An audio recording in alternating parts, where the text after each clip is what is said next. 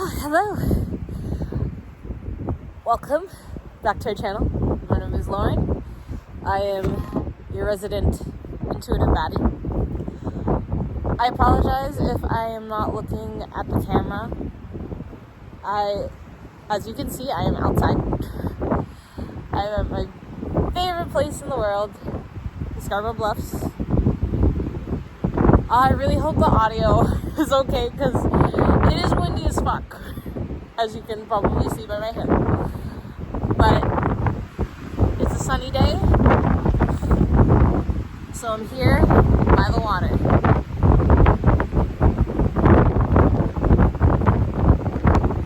I don't think this is gonna work. What the fuck? I'm gonna keep this as the intro though. I'm gonna go back to my car. Okay. Welcome back. Apologies if I end up if I'm not looking at the camera. I really hate filming on selfie mode just because I get so distracted easily by myself. Or I just get distracted easily in general, so that's why I typically don't film on selfie mode, but I already recorded this, and basically I had turned it off. I pressed record, and then I guess when I put it into position, I immediately turned it off. So I did the whole message and then didn't record. So now we're doing it on selfie mode because this is the safest way. I understand why people do it this way. I just have to get over not looking at myself and looking at you. Hello. Anyways. Welcome back. My name is Lauren. I'm your resident intuitive baddie. That's the new intro I'm going with. And that is the identity I'm putting forth for this channel. Which is actually kind of what I'm talking about today, because when I'm filming this, it's December 30th. So literally second last day of the year. We're coming up to the end, and it's like I've really been spending this time preparing myself and like really, really focusing what my intentions are for 2026. And really embracing my path. So something about me, my life path number is 7, which is spiritual guide. And I've said in a couple videos before, in many videos, I kept saying, I'm not a channeler.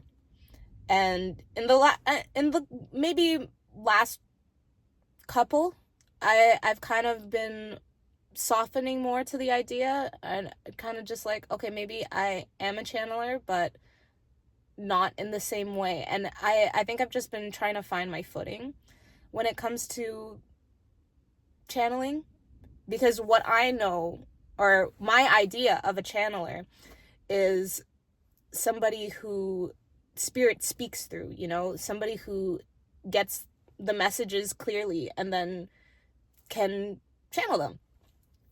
And spirit doesn't speak to me that way. Not always, at least. I do get some messages that are clear here and there, but it's not in the same way that I guess the channelers that I watch do. And then most channelers are also tarot readers that I watch. So, and I'm maybe intermediate at best. I know the meaning of most of the cards, are pretty much like the majority of the cards. I know what they mean, and I'm just starting to be able to understand the symbolism in the imagery. But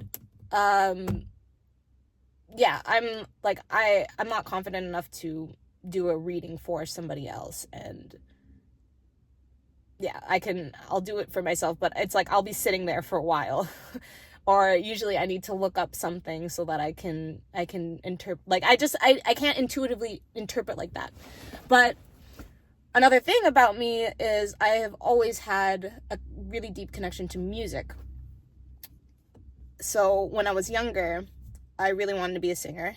I've always had a really, really nice voice, but I was never classically trained, and I also just had zero confidence. So, yeah, so that didn't happen for me, even though that was something that I really dreamed about. But, and also, like, my dad, even though he believed in me and he knew that I was very talented, he didn't put in the effort to try to find people who could make me a star. But all in divine protection, guidance, because we all know, with everything that's come out about Diddy, about how that industry works and what happens to kids in the industry. So it's like one of those things that it was definitely a blessing in disguise that, that didn't happen for me when I wanted it to. But that being said, I grew up, after I kind of gave up on being a singer, I pursued dance. I was a pretty good dancer, but again, not much confidence. So when I'd be on stage, you could see me thinking. And I used to not post many videos as well, just because I would spend so much time overthinking. And because you could see it, I hated seeing myself dance. And I'm a slow learner, so to be honest, it would take a while. It would take longer for pieces to sit in me than it would for others. Anyways, so yeah, I have always had a very deep and beautiful relationship with music. I understand music on just a different level. It's because it speaks to me in patterns. It's always just been able to explain things for me in ways that words couldn't. And it was one of those things where I always understood that I didn't have to relate to the story that was being told verbatim to understand the sentiment and the emotion that was being carried through music. And I think I've just been very intimidated to talk about music in general, even in my own communities, just because, yeah, I was never trained to know all the instruments and to understand what I was hearing and the terms that I should be using to describe music. And what I'm realizing now is that doesn't mean, or that doesn't take away from the connection that I have to music and how it does speak to me. So going back to what I was talking about when I was saying, when I was talking about other channelers and how I didn't really see myself as a channeler. So I don't get messages in direct words like the channelers, at least that I watch. But I do get songs or parts of songs that will loop in my head, or literally it could be a song that I haven't heard in many years, and then it'll come up and I look it up, and then it has the answers to whatever it is that I'm going through at the moment. So the universe speaks to me through music. And what I'm realizing is that using psychology as well, which is what I studied and what I had always felt called to when I was in my later teens, after going through depression and stuff, that's how I kind of came to know myself, is I really wanted to understand the human mind, so I followed psychology for that. So using the knowledge that I have in psychology and then understanding lyrics, song lyrics, like, and like symbolism that people use within their lyrics, understanding the psychology within lyrics, but then also understanding the energy that comes in with like beat progression and the rhythm and because there's certain things that stand out to me.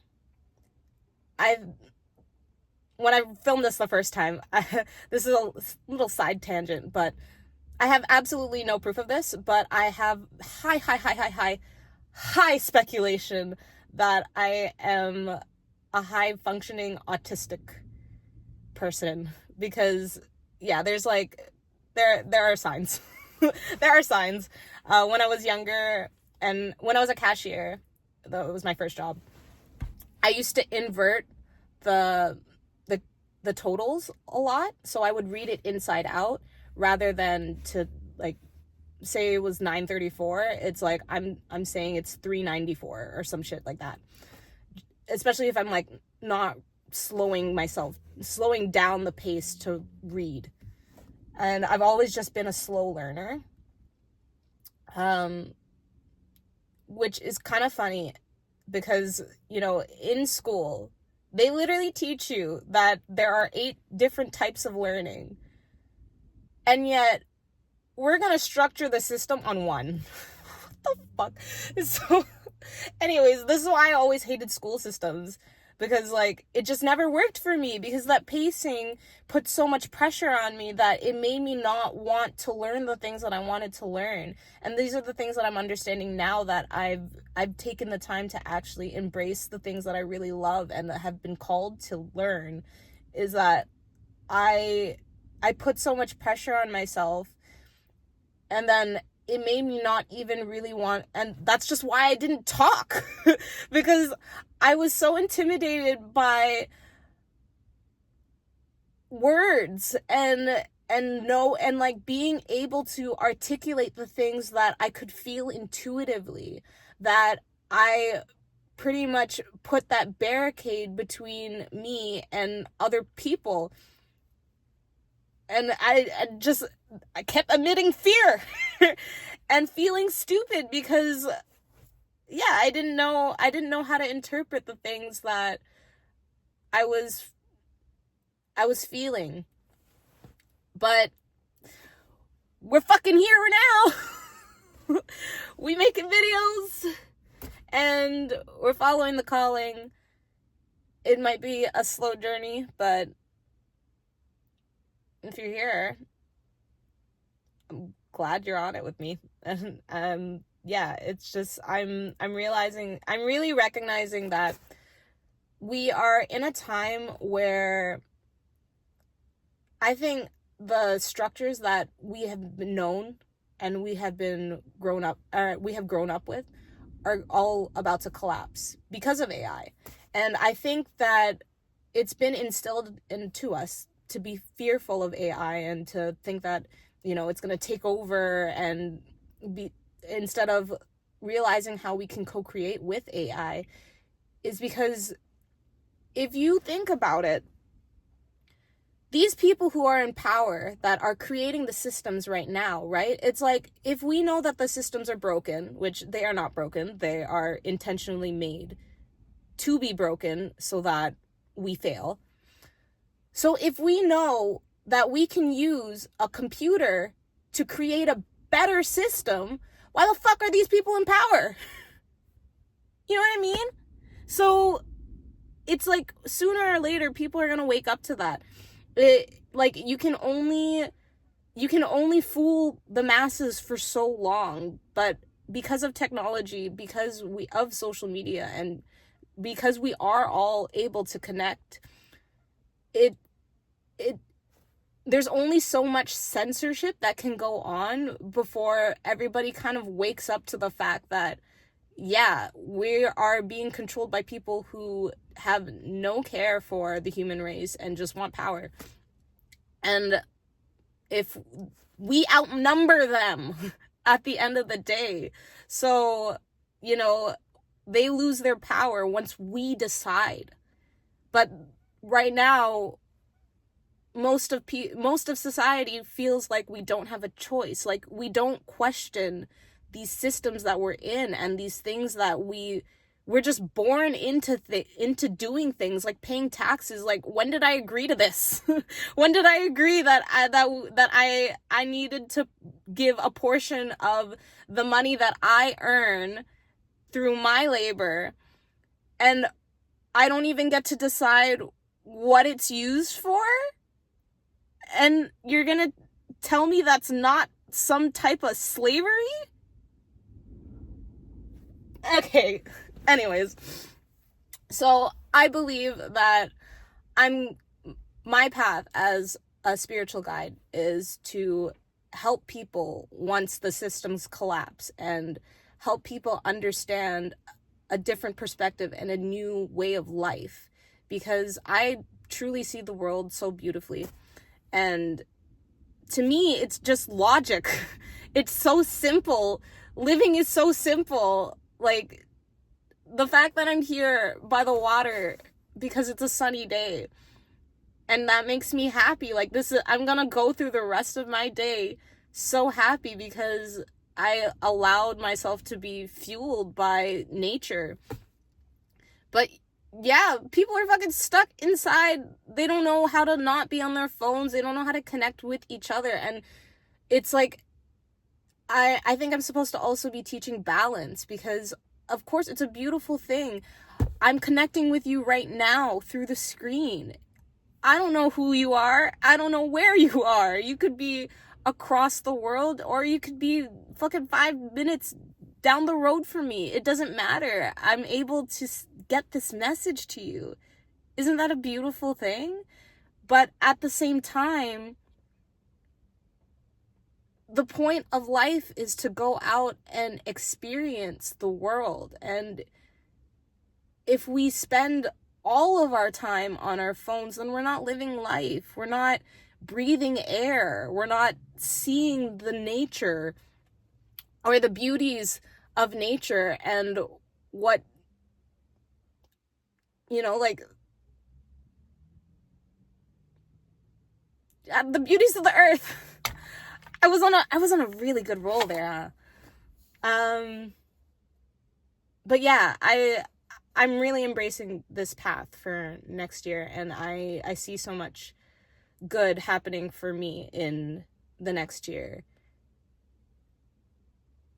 And yeah, it's just one of those things. It's just a matter of time, yo. But yeah, expect more from me. Expect more channeled messages. I think something I'm gonna work on is, when I have specific songs stuck in my head, I think I'm just gonna start breaking them down spiritually. I think I've also always been intimidated to do it because obviously there's so many people who review music out here. But, like, a lot of people that review music, they review it based on their own taste. They don't base it on the intent that the artist was trying to go for when they made that song or when they made that project. It's just, oh, well, it doesn't resonate with me, therefore it sucks. And people are, no, you're fucking stupid. You're fucking stupid at the end of the day. Like, I remember when Sexy Songs for You came out, like, that album is full. It's full of emotional vulnerability from a male perspective. And I think, like, obviously it can't, and I love how they rolled it out, because they rolled it out on Valentine's Day, and like everyone was expecting, like, this is gonna be some shit I can fuck to, because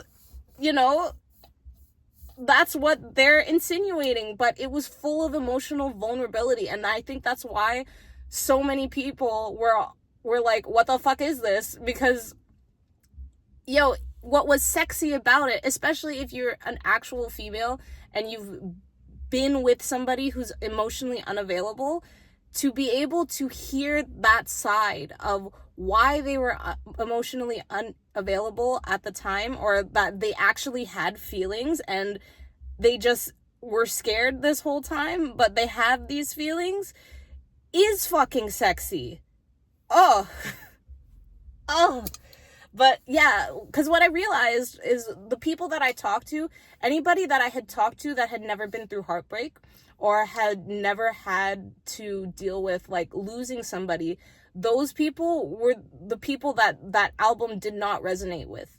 But the people who had, they got it, and like they enjoyed the album because it was a great album. is a great album. Yeah, anyways, that's another topic, but yeah, I think that album honestly is what kind of woke me up on my path again. So